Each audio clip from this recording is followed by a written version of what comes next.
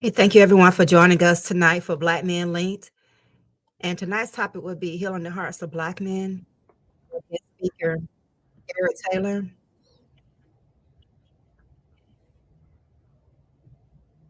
And my name is Trustica Hamilton, and I'm the founder of BlackMenHealing.com, as well as the owner of the SID Center. And we have Black Men Linked as a virtual event for Black men so that you could discuss issues affecting Black men. And one of the concerns that we have for Black men is your heart. What's on your heart, being able to share what's on your heart and having that support, but also just your physical heart. So we focus on holistic wellness, which is your mind, body, and spirit, and also your finances and how that impacts your health and your heart as well. And so tonight's guest is Eric Taylor.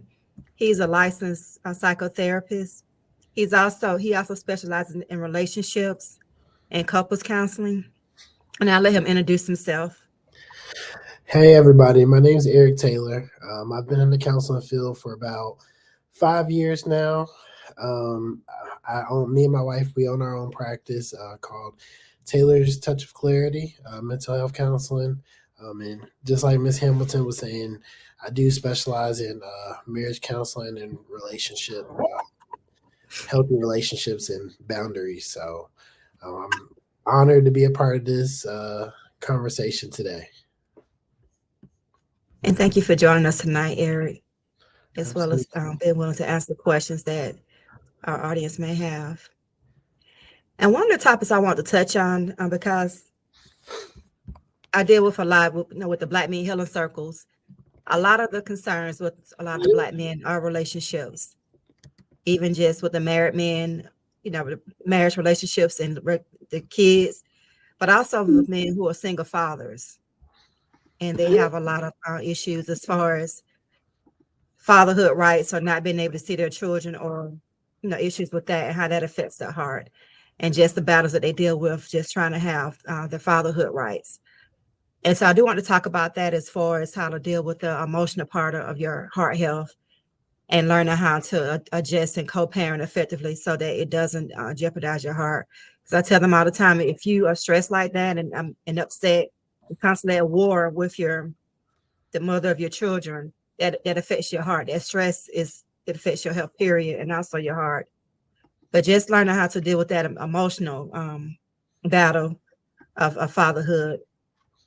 Do you have any tips for them for that? Yeah, so when we're even just talking about fatherhood, we have to just kind of just think about how much of a wonderful thing that is, right? And just kind of reevaluate just our goals and our motivation to be a parent. And when we're even thinking about that, parenting, it takes a village. And just like Miss Hamilton said, sometimes there are going to be things that arise within a relationship that don't work out. But we have to just kind of focus on what that means now moving forward and just get into a place where we can have common ground, being respectful, and even being able to just kind of forgive and move forward in a positive light. Sometimes the situations do or end in a bitter way, and we just have to just kind of think to ourselves, what is our goal? How do we want our children to perceive us, and what do we want to pass on to them? Because that emotional well-being is, they're going to see it all, and they're going to see how you're handling that situation. So even when we are kind of faced with those legality systems and things like that, we have to just kind of get to a space where we're like, okay, this is frustrating. This is, upsetting. This is, even some might say this is annoying.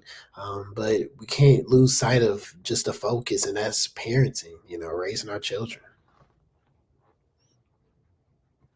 Okay, thank you for that information. And also, a key part of that is forgiveness, learning to forgive, even when it's hard or you feel that you've been treated unfairly, because that affects your heart as well, having that unforgiveness in your heart and that bitterness. Yes. So thank you for that. And then another issue, we also discuss a lot about how racial trauma affects Black men and how that affects you physically. We talk about how trauma is starting in your body, and that affects your physical health as well as your emotional health. Just holding on to that and dealing with that, especially in the workplace and in society that Black men have to deal with. Do you have any tips to help them cope with that and deal with racial trauma? Yes, I think, we have to just think and come from a space of awareness, right? First off, we have to kind of figure out where some of these things stemming from.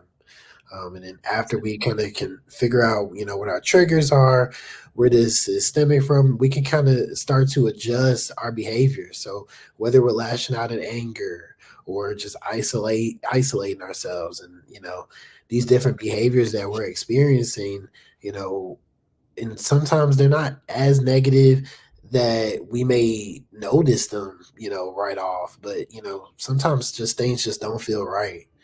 And when things don't feel right, we lash out, we don't feel good. And just kind of like you said, that physical, we start being worn down going to work every day. And sometimes those feelings come up of like, why am I even doing this? I'm being, taken for granted, or this isn't worth it. And my advice and my guidance is that we have to come together, even as a community, whether it's through therapy or even just talking and being able to trust in the people around us to support us, and being able to be open about how we're feeling and come to some resolve, because we all have a breaking point. And one of the things that we don't want to happen is we don't want to get to that breaking point and end up doing something that we regret. So knowing the signs is very important, one of the most important things. And then just some coping skills, learning to step away from the situation, breathing, taking a break, coming into things with a clear mind and a clear headspace to even have a conversation. Even when we're thinking about in the workplace, we might think that we're being, let's say, disrespected, and all it could be is a misunderstanding. But we have these blinders on, we're feeling cloudy. So we have to balance that, even thinking about doing things that are healthy. If we can do things that are healthy, taking care of our body, even things that we enjoy. It can't always be some of that grunt work. I'm probably going to definitely touch on it more, but self-care. Without self-care, we're going to result in burnout. We're going to get to a space where we're just tired of the rigmarole, So we definitely have to just keep these things in mind and challenge ourselves to get out of that cycle. Thank you for that, because that's one of the things that's very important for Black men is practicing self-care and making that a part of your daily routine. You say even just exercising or getting out in nature and going for a walk to relieve stress, Right. and just practicing self-care, or even like you said, having that support system. I think that's very important, having people who a positive network where you can share what's on your heart and being able to share your feelings without judgment is so important. But definitely having a support network, and even if it's not friends that you can trust, having a therapist. I think therapy is important too. Having, if that's necessary, finding the right therapist, and also even just practicing mindfulness. It's good, like I said, being aware of what's going on so that it doesn't affect you deeply. And also, mindful eating, your eating habits. And also, I think journaling is something that we need to focus more on as well, too, being able to journal and using that as self-care, even if it's something that's a bedtime routine, being able to recount your day and recount the lessons from the day and how that can improve your life. And do you have any other self-care tips for Black men? I think you kind of hit a lot of them. I think that even when we think about self care, it's just really about community. Even when we're going to Yeah. just go get a haircut, that that community is great. It's that camaraderie, and we're able to just kind of even vent, even though it's not always about so many serious things, right? So yes, definitely exploring and figuring out what fits for you. I understand, like, for instance, some people can't really sit still, right? So even when we get to a space where you might even say, let's go play basketball, or let's go and do play a football game, pickup game. These are things that are still able to be a healthy outlet. So it's just really about what works for you and finding that way to just kind of get out of that cycle. Thank you for that. And also, you mentioned earlier about preventing burnout. I think sometimes it's easy to use work as an escape if you are trying to avoid dealing with, with what's on your mind, or trying to avoid feeling your feelings. So I think that's important too, being aware when you feel feeling burnt out, or when you feel like you're trying to escape through work. Some people use other avenues as an escape from what's actually stressing them out, instead of dealing with the root cause. So just being aware of your work habits, and making sure that's not actually causing issues in the rest of your life. And then we have a comment from Paul Dyer. He said that I'm glad that men like yourselves are talking about this important issue. It is crucial to have open conversations and raise awareness about the topic at hand. The more people engage in discussions, the more likely we are to find solutions and create positive change. So thank you for that feedback, Dr. Dyer. So it is important to have these conversations and to keep having them. I think that's important too, to decrease the mental health stigma in the Black community, is to keep talking about it and learning about different solutions that are available. So thank you for your feedback. Okay. And I also want to talk about, because we talked about work, and another thing that also related to work that can affect your heart health, because it affects your physical health and the stress and that comes to that, is financial stress. Just dealing with financial stress. And like I said, and just stress period can jeopardize your health, especially your heart health, when it's very stressful. So let's talk about that, the impact of your financial well-being, and how that impacts you. Because I have a lot of men who, that's one of their goals, is to, either change careers or to make more money and to enjoy their careers. Doing work that you love makes a big difference in your life. So let's talk about how we can improve our financial well-being to improve heart health.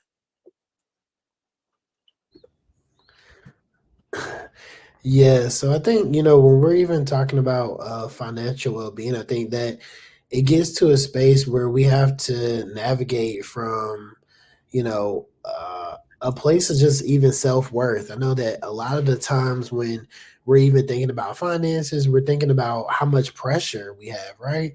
Um, I gotta support my family. I have to pay, bills. Sometimes that even equates to working a job you hate, or that you don't, really care for. And I think that I've always been told, even coming up, is that sometimes you have to do some of the things that you don't want to do, so that you can do the things that you do want to do, right? And that's just kind of, again, it's just the same. It's like you're still able to have dreams through financial hardship. You're still able to go and acquire that career that you want. Sometimes it does just take a little bit more time, or even a lot more time. But I think it's really important, because the day to today is one thing, but you get to a space where a few years go by and you still may be in that same space, and you're just wondering, like, where did time go? What happened? How did I get here? And I think that when we even just slow down and we start to just think about um, our goals and reevaluate them, we can accomplish some of those things. And we can also make it to where it's not as much pressure on us, because of all the things and all the people that we may have to provide for, because that is important, taking care of your family. But you can't take care of your family if you run yourself into the ground and your health is declining. Even just one of the biggest data points is that why men don't live as long as women, and it's because of that stress. It's because of that pressure. And it's not to say that we can necessarily just erase that pressure, or that that issue, that gap, but how do we work smart and not hard? How do we get to that space where instead of saying we're going to a job, we're going to a career, we're going to a establishment, or we're owning a business, or we're doing something that we love, that we care about, that we're even interested in? And how do we portray that to the next generation? How we make sure that they're doing something that they are interested in, and so that they don't have to go into that same cycle that we may have had to engage in. So I think that just goes back to just, hierarchy of needs as well. So when basic needs aren't met, it impacts everyone mentally, emotionally, and physically. So we have to make sure our hierarchy is met, and we have to make changes to adjust that. Thank you for that great feedback. Because that's another thing too, when you mentioned about men, a lot of men live, their lifespan is shorter than women because a lot of, especially in the Black community, well, men, period, they're raised to be providers. And it's like they have that stress to provide, especially if they have a family, and then having to work a job because you have to provide for your family, even if you hate that job.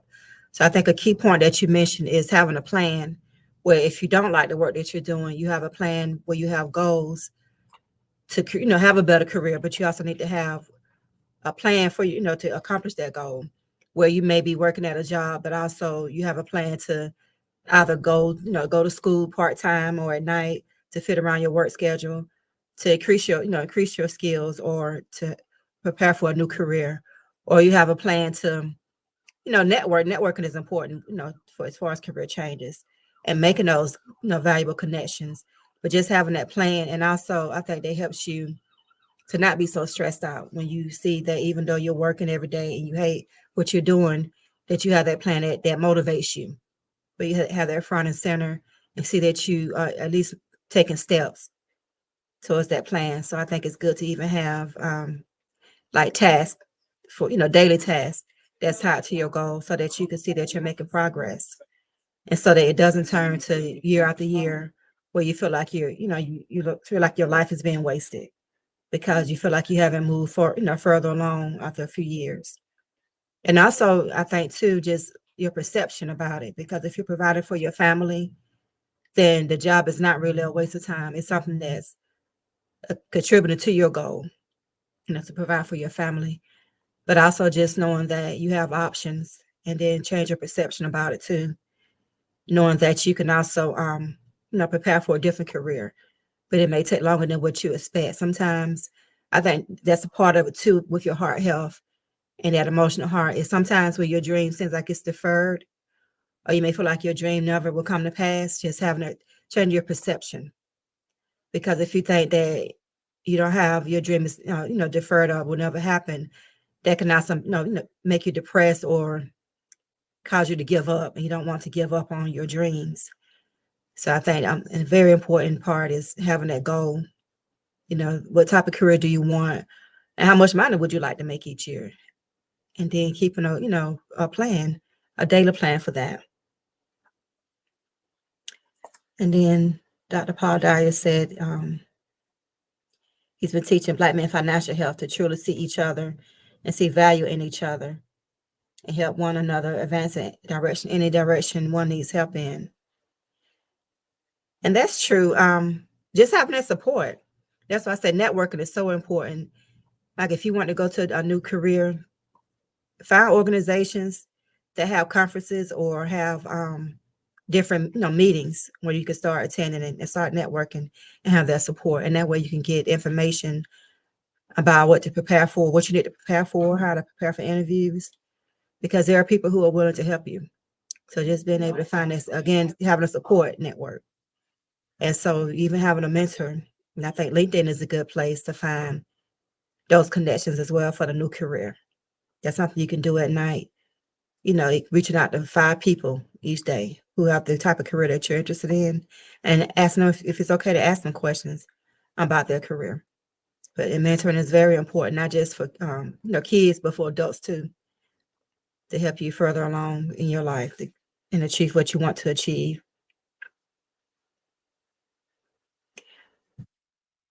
So thank you for that feedback. And also, if you're listening to the live, you can always ask questions. and it'll show up, and Eric will be happy to answer your questions.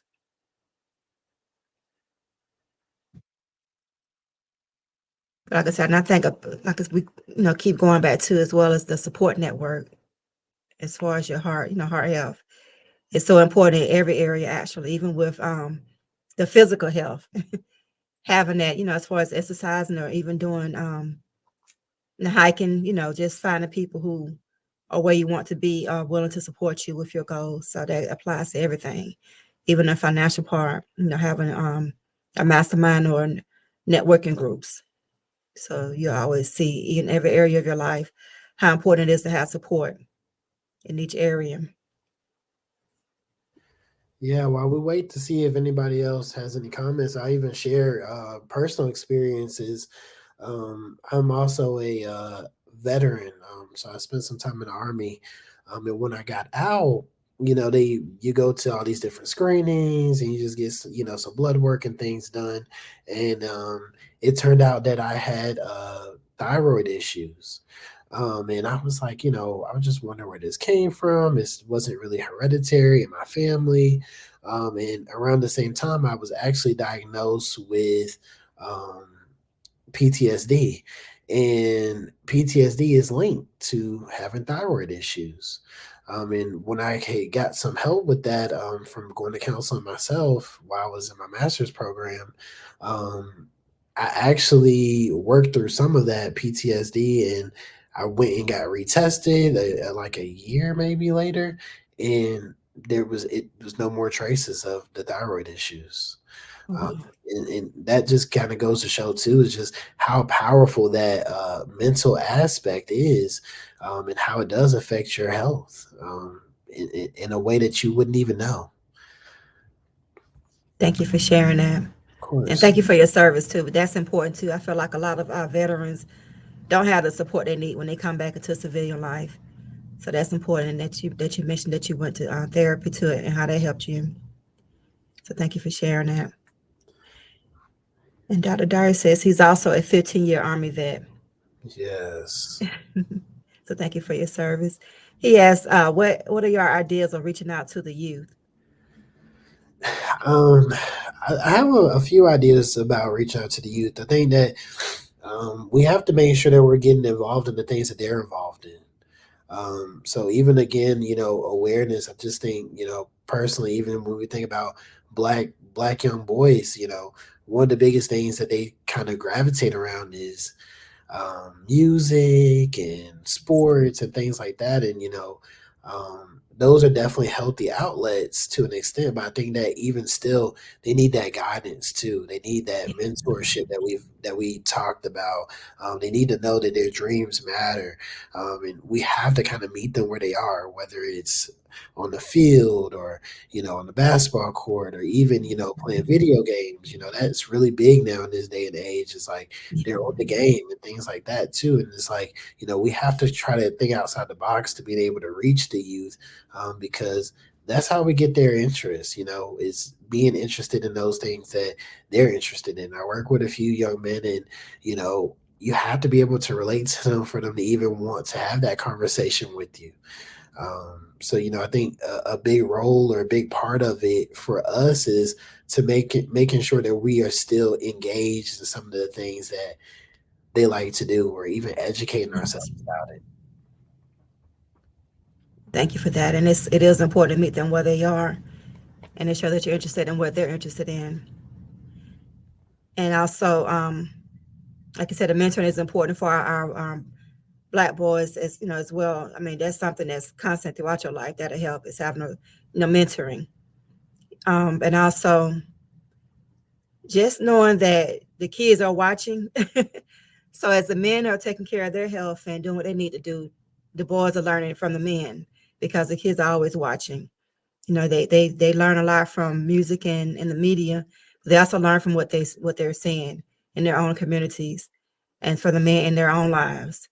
So just know as you're taking care of your health and improving your lives, then the kids are learning from you. So and that's the saying. There's a saying that what they see is what they'll be. So just know that your pain is not in vain. If you're going through your own journey, your own healing journey, and feel like, maybe things are not working out, just know that it's not in vain, because there are youth that are learning from you, and you'll be able to share what you've learned, during your healing journey. And so I think that's very important, just to know that, they are watching and learning. Just so it's very important to be able to reach back, even just to talk to them about, if you're going through, struggles. A lot of kids think that adults don't are not struggling, but we're still, a lot of adults are still trying to figure out who they are, who they want to be. So it's like, you never really grow up, because you're constantly growing. Life is about, growth, and just, being realistic with them, to let them know that, it's a constant journey as far as the growth process as a human being, because a lot of our youth period are stressed out, and they think that adults have it all figured out, but we don't. We have to be honest about that with the youth, to let them know a lot of us don't have it all figured out, because they're stressed and thinking that they should have certain things figured out, and it's not possible, and it's unrealistic. And I want to even piggyback on that. One of the things that we also have to make sure that we're doing is like listening to the youth. I know that a lot Yes. of a trend right now is that, I hear sometimes parents or even adults say, you're not, you're not going through anything. This isn't, your life isn't bad. It's, you have a good life and you shouldn't be depressed or stressed or have anxiety issues. And the thing about that is, the world is a lot different than I think any of us in whatever generation you're in grew up. It's changed from mine to, I'm sure, Miss Hamilton, Yes. to everybody on this call. And one of the things that we have to acknowledge is just having a conversation of what's going on. Talk to, Yes. how can I help you? How can I support you? And I think that those are those moments where we can open up, we can be transparent. It's not us dumping our issues onto them. And it's really about being transparent to the youth so that we can help them not make the same mistakes. Time after time, we may hear that, I told you so sometimes, but it's like, did you really tell me so? Or did you just tell me something to try to scare me out of something? And like, we can really avoid some of that heartache, especially with our kids, if we're just open and honest and just kind of let them know, like, yeah, I dropped the ball here, but this is what I did to make this right. This is what I want you to be able to do. Instead of that, do as I say, don't do as I do. That does not, it's been proven it does not work. So we have to make sure that we're not ignoring, the youth, and that we're able to support them how they need or want to be supported as well. Of course, they're kids, so they're going to need that guidance of, that reassurance as well. But we got to make sure we're still willing to hear them out. That is so true. Thank you for that. And also just having those crucial conversations, like you said, asking them what they're going through and how they're really feeling. Because even since the pandemic, it's like everybody is still recuperating from that. We've all, had a lot of stresses just from dealing with that. And so a lot of, adults need to realize the kids, but are still recovering from the pandemic as well. Their mental health suffered as well.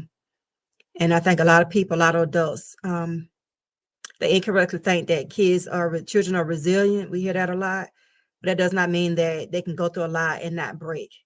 They have mental health issues as well, just like adults. So I think we need to understand that they may be resilient, but they're still children, and they have their own issues that they're struggling with, and they need to be able to share what's on their heart as well, so that they don't grow up with heart issues, or are not feeling like they're not valued or appreciated. Okay, David Bailey said that really makes me think of intergenerational trauma and the impacts of carrying that over to future generations. It really impacts expectations and standards of how they should be. Thank you for that feedback, David. Yeah, and that's one of the ways we can help break generational curses and reduce generational trauma, is having those crucial conversations where the adults actually talk to the children and ask the children how they're really feeling, so that the kids feel heard, instead of saying, kids should be seen and not heard. We need to actually start listening to kids so that the kids feel heard and seen. Especially in the Black community, we need to do more of those, have more of those important discussions. And a lot of people, they really don't want to hear what the kids have to say. They're afraid of what they will hear, but you need to hear it to prevent the issues from becoming worse. So it's very important, even in counseling, having, if you need family therapy, then, you know, do what needs to be done in order to prevent issues from becoming worse as the children grow older. Right. And even I want to even piggyback kind of off of what David Bailey said is that, you know, when we think about it, even that intergenerational trauma, sometimes we don't even know what trauma we're really carrying. Yeah. We're just carrying it all. We're carrying that you know, one thing that is common of even, you know, young Black boys, they start thinking, you know, oh, well, I'm gonna get my family out the hood, or, you know, I'm gonna buy my mom a house and these different things. And it's not to say that these aren't good things to do, but I think that sometimes we get so laser focused that we're not really explaining how we got here and how Yes. we can avoid this in the future, and what, you know, generational wealth looks like. And it doesn't have to be such a, you don't have to be a millionaire to, you know, to get out of, you know, intergenerational trauma, you know, these different things. All we have to do is, you know, make some change. But the only thing that way we can make change is being transparent, being honest about some of the things that have happened in the family, and some of the things that, you know, need to be changed. You know, if your dad's dad never talked to anybody or opened up about anything, and he was just so grumpy, so mad, turned into alcohol, you know, these different things, that cycle, no one even knows why he was so upset or what was going on with them, because no one had the opportunity to talk to him about it, you know. And even with the health aspect, so many times we go to the doctor and we look at these questionnaires and it asks is, you know, any family members have these issues. We don't know. We just know that something was wrong with, you know, our uncle or our granddad or something like that, but we don't know what their conditions were because not many people are talking. So we That's definitely true. have to even make a change there, because that allows us to detect things for early screening so that we can protect ourselves against, you know, different diseases that may run in our family, things like that, if we're even transparent about things like that. Thank you. 'Cause that is so very important to know your family history. We talk about it, you know, intergenerational trauma, but also knowing your family medical history. Like you said, certain things are genetic, you know, run in the family, and also learning how to prevent certain things that's not even genetic, but that is due to behaviors that are passed down from generation to generation that are not healthy. Because, like I said, a lot of people don't even know what trauma, you know, what they are. It's like you're used to it, so you don't even realize that you're enduring trauma because it's something that, you know, you grow up with and you see it everywhere. And so just understanding what is healthy behaviors that could be changed, you know, in your generation so that you can have healthier future generations. And again, those conversations are very important, even knowing about, you know, medical history. And also just that's a good point you made about the knowing about the medical history, but also the mental health history. You know, when you go to therapy, they ask you, a lot of people don't even understand that. They don't understand that their uncle, you know, the drunk uncle, he could, you know, he's an alcoholic, you know, and understanding what's the root cause of the alcoholism, you know, that's a serious issue. But we joke about certain things in the Black community, but we don't understand that a lot of it is rooted in trauma. And also just understanding, you know, crazy is not a diagnosis. We need to understand that you have family members who they have mental illness, but they don't understand what's really going on. And so just even having that conversation so that when you go to you may be the first person in your family to start therapy, but being able to discuss that with your therapist and understanding the history. And it also helps you to understand your history better, your family history better.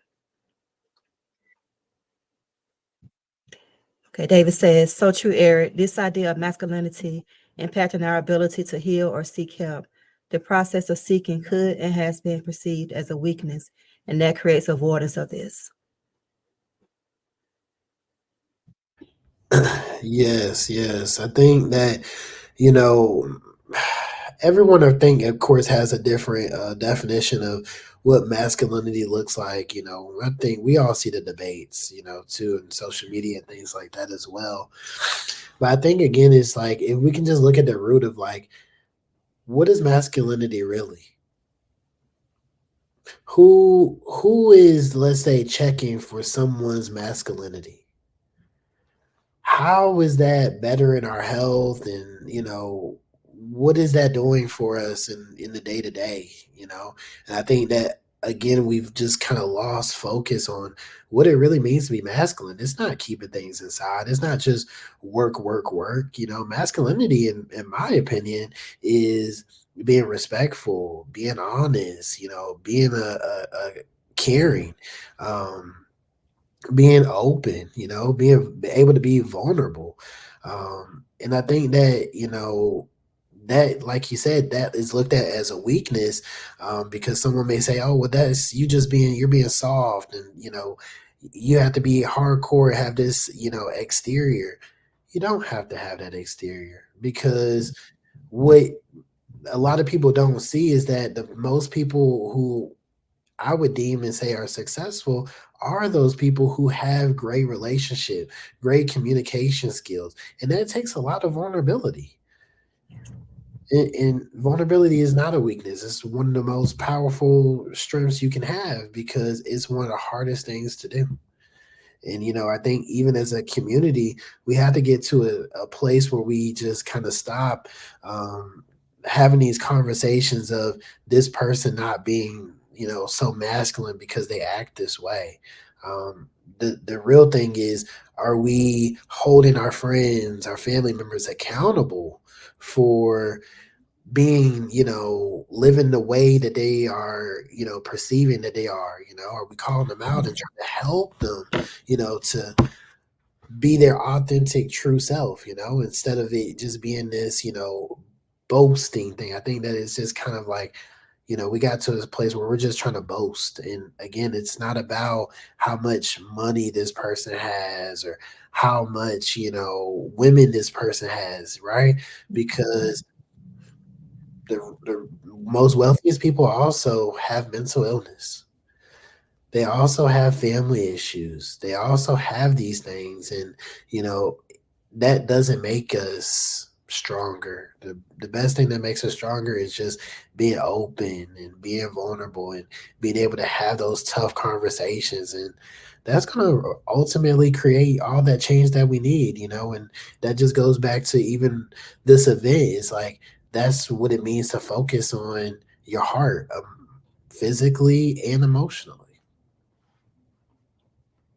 Thank you for that. And that's something that's talked about a lot with Black men as far as masculinity, because Black men is like, they have this thing in the media where you have to be hard. That's considered being masculine as a Black man, being hard, but that's also damaging, because I say, still, that breaks as well.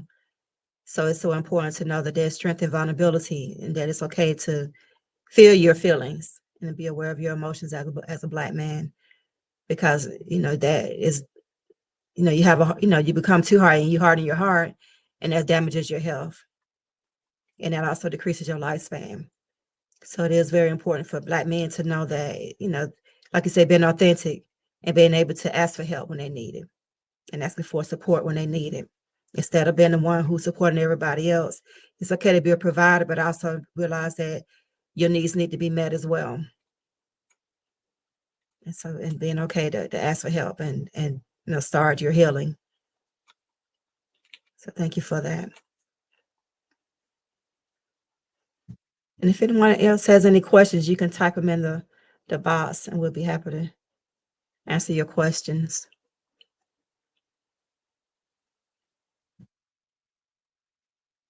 But I also think especially what you said about the masculinity, and just we have a lot of pressure just from the media, as far as, we have these stereotypes of Black people in the media that we always deal with. And I think that goes back to even racial trauma, because it's like we have these expectations placed upon us by outside forces, through the media, that are unrealistic.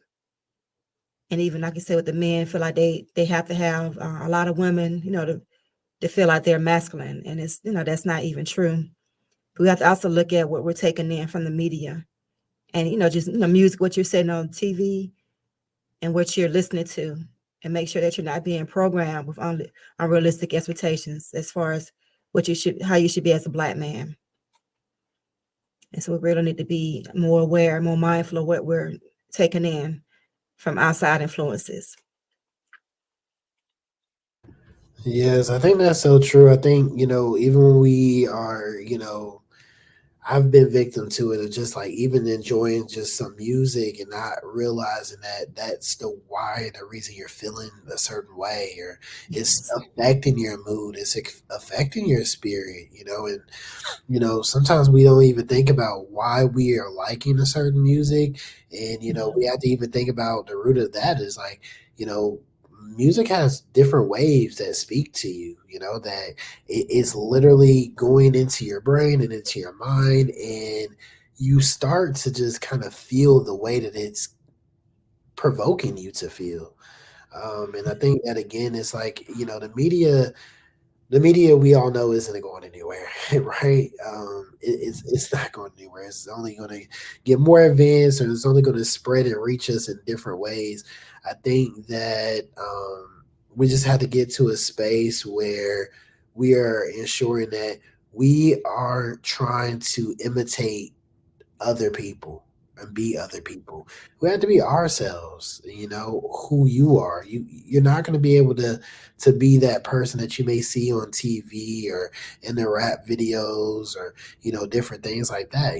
It's that's not your life, and you want to make sure that you're living your life for you. Yes. That's very important. And Dr. Dyer asked, do you think women demasculate Black men?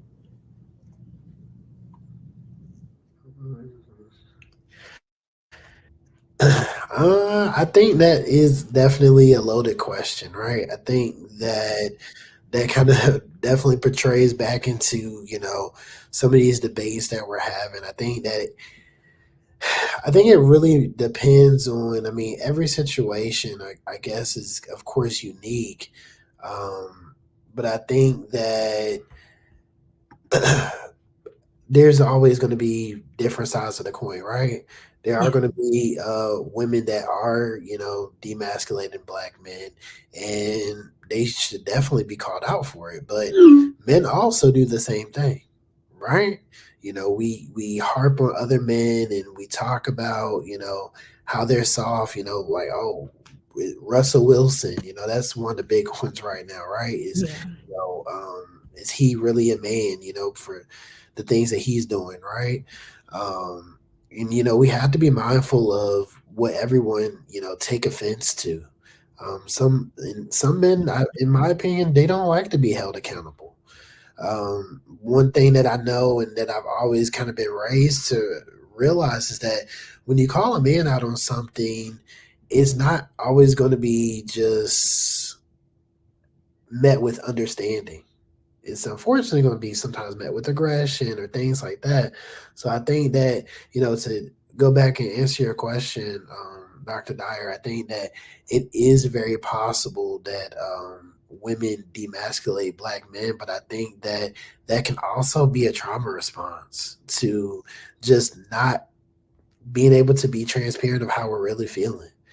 So I think again, kind of goes back to how men may tear down other men, and then vice versa. Women tear down men, and even some men tear down women, right? But I think we just have to come to a space where we're just having open and conversations about expectations and what things look like. It just kind of goes back to just even again the, let's say, the 50-50 conversation. There are some men that's all they can afford. And there's some men that are more traditional, or that they can't afford to say, what? No, I'm going to pay it all. I'm going to do this or I'm going to do that. Right. And then there's some with unique situations where women make the most money. And now where are we left at? Is that, them demasculating that man, or, making him feel less of a man? I don't think it should because we're in a partnership. You making more money, I'm making more money. We're happy.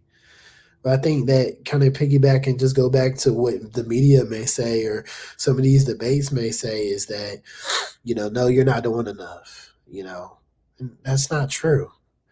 We're with a person because they uplift us. And even if we're thinking about that, how do you think that your partner is able to possibly make some of the money that they make? Because you're supporting them. Did you have anything to say on that subject, Ms. Hamilton? Yeah, I think that goes back, like you said, to having those crucial conversations, especially between black men and black women, because it's like a war with a lot of them in the community.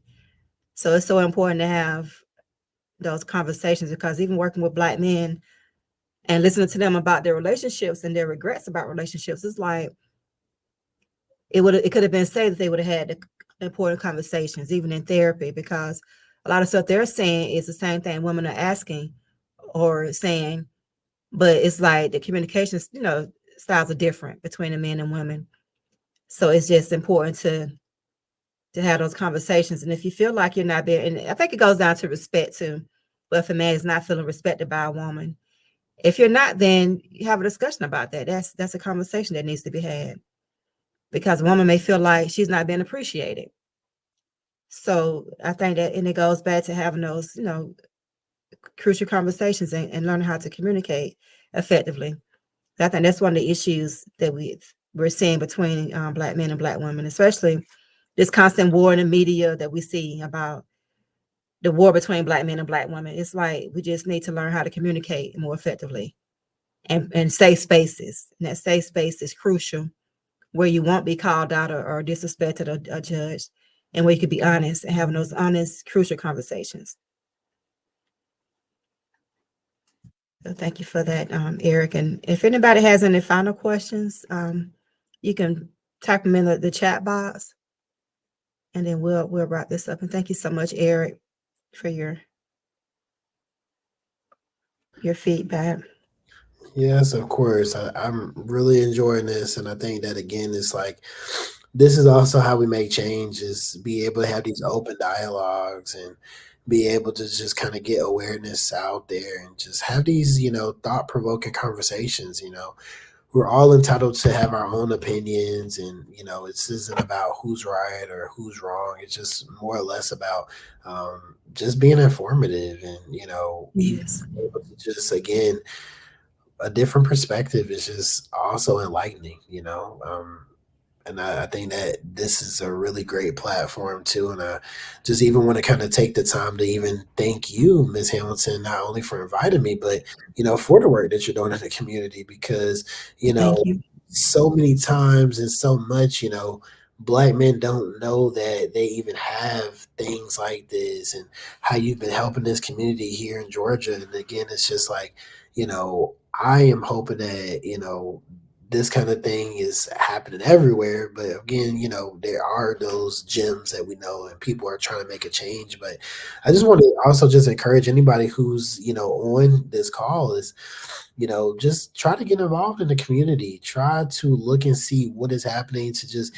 even spread information, even if it's not for you. I know even for myself, when I was invited to this, I wanted to just spread the awareness of like, this is a great opportunity and this event was free.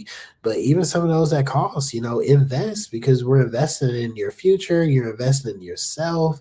And if we just really look at any investment, whether it's getting into shape, eating healthy, no matter what, it's going to cost. Yes.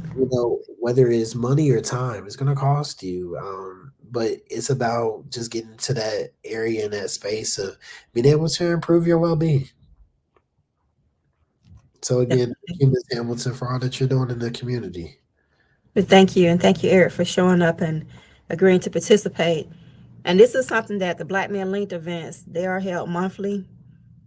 And so, like I said, it only takes an investment of your time, because it's free and it's virtual. You don't even have to travel.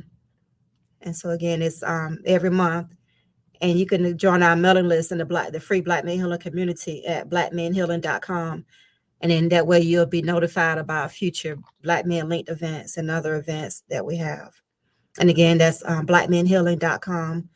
And you can join the free Black Men Healing community.